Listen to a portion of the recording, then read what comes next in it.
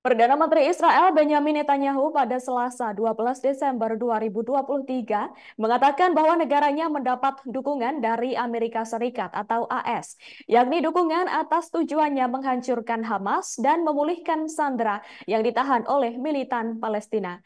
Namun dilansir dari alarabia.net, rupanya negara sekutu Israel tersebut tetap memiliki beda pendapat atau pandangan, yakni terkait apa yang mungkin terjadi setelah Perang Gaza selesai.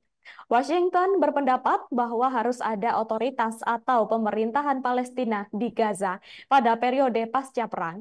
Terkait hal itu, Benyamin Netanyahu mengatakan bahwa dirinya tidak akan membiarkan Israel mengulangi kesalahan Oslo dan membiarkan terorisme di jalur Gaza setelah perang, mengulangi penolakannya di masa lalu untuk menyetujui kembalinya pemerintahan otoritas Palestina yang didukung Barat di bawah Presiden Mahmud Abbas ke Gaza. Netanyahu menyatakan dalam sebuah pernyataan bahwa Gaza bukan Hamas-stan maupun Fatah-stan. Terkait hal itu, Netanyahu tampaknya merujuk pada kesepakatan Oslo II yang disepakati Israel dan Palestina pada tahun 1995. Kesepakatan tersebut memberikan Palestina memegang kendali terbatas di Gaza dan tepi barat. Di sisi lain, pada Selasa 12 Desember lalu, Sekretaris Jenderal Komite Eksekutif Organisasi Pembebasan Palestina, Hussein al-Sheikh, menanggapi laporan bahwa Perdana Menteri Israel membandingkan perjanjian Oslo dengan pembantaian Hamas pada 7 Oktober dengan mengatakan keduanya menyebabkan jumlah kematian yang sama di Israel. Ia menolak klaim tersebut dan mengatakan bahwa justru Israel telah menyapu bersih warga di kamp dari Jenin hingga Rafah. Seperti diketahui, Israel terus melancarkan serangan terhadap penguasa Hamas di Gaza yang menurut mereka bisa berlangsung selama berminggu-minggu atau bahkan berbulan-bulan.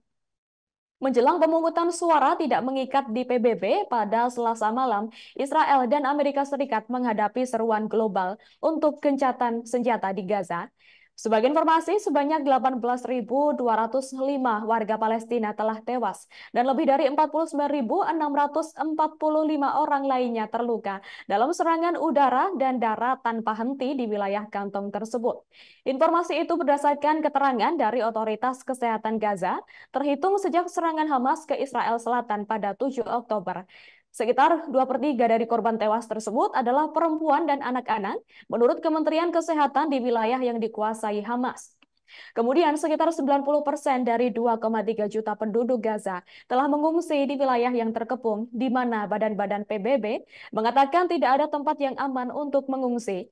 Sementara menurut pihak Israel, sejak perang dimulai ketika Hamas menyerbu Israel Selatan pada 7 Oktober, sekitar 1.200 orang tewas dengan sebagian besar warga sipil dan 240 lainnya menjadi sandera.